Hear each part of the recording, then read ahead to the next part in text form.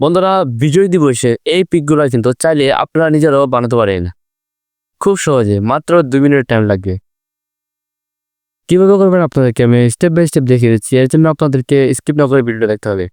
তো চলুন আমরা এই ভিডিওগুলো কিভাবে জেনারেট করেছি আপনাদেরকে দেখিয়ে দিচ্ছি। আমরা ফোনে স্ক্রিনে চলে আসলে সরাসরি দেখিয়ে দেবো কীভাবে আমরা এই ইমেলগুলো জেনারেট করব। তো এর জন্য আমাদেরকে ছোট্ট একটা অ্যাপ্লিকেশন ডাউনলোড করতে হবে। সরাসরি আমরা চলে যাবো প্লে স্টোরে। আমরা প্লে স্টোরে আসার পর এখান থেকে সার্চ অপশনে সার্চ করবো জিমিনি। জিমিনি সার্চ করে দেওয়ার পরে আমাদের এখান থেকে জিমিনি অ্যাপসটা ইনস্টল করতে হবে। আমার ইনস্টল করা আছে, এর জন্য ওপেন লেখা শো করতেছে, আপনাদের ইনস্টল লেখা শো করতে পারে। সো এখান থেকে ইনস্টল করার পরে ওপেনে ক্লিক করে দেবেন। এখানে ওপেনে ক্লিক করে দেওয়ার পরে অনেকের জিমেল দিয়ে লগ ইন চাইতে পারে, আপনারা অবশ্যই জিমেল দিয়ে লগ ইন করে দেবেন। লগ ইন করার পরে এখানে সার্চ অপশনে ক্লিক করে দেবেন। ক্লিক করে দিয়ে এখানে প্লাস যে একটা আইকন দেখতে পাচ্ছেন এখানে একটা ক্লিক করে দেবেন। দিয়ে এখান থেকে গ্যালারিটা সিলেক্ট করে দিবেন। গ্যালারি থেকে আপনার সেই ছবিটা আপনারা দিয়ে দিবেন, যে ছবিটা দিয়ে আপনি সেটা বানাতে চাচ্ছেন। আপনার ছবি কিন্তু আপনার বন্ধু বা যে কোনো ছবি, যার ছবিতে আপনি বানাতে চাচ্ছেন। সাপোজ আমি আবার এই একটা পিক দিয়ে দিলাম, দিয়ে এখান থেকে ডানে ক্লিক করে দিবেন।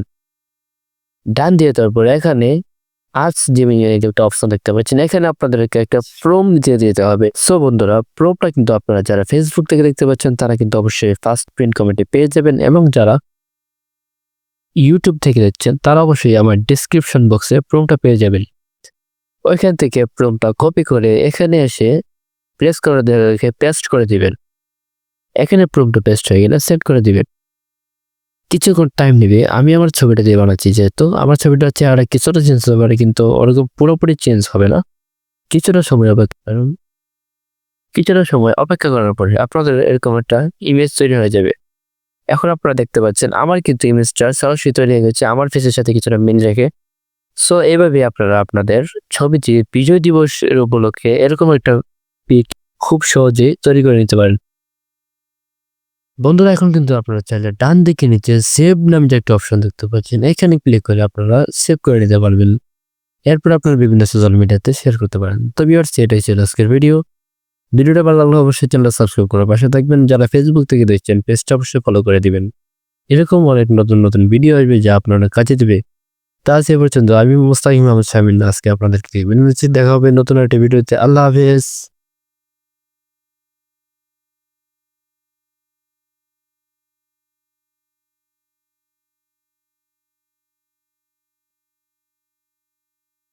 সো বন্ধুরা, আমার ফটোটা কিন্তু এখানে তৈরি হয়ে গেছে। এখন চাইলে আপনারা দিকে সেভ অপশনে ক্লিক করে সেভ করে নিতে পারেন, আপনার গ্যালারিতে চলে যাবে।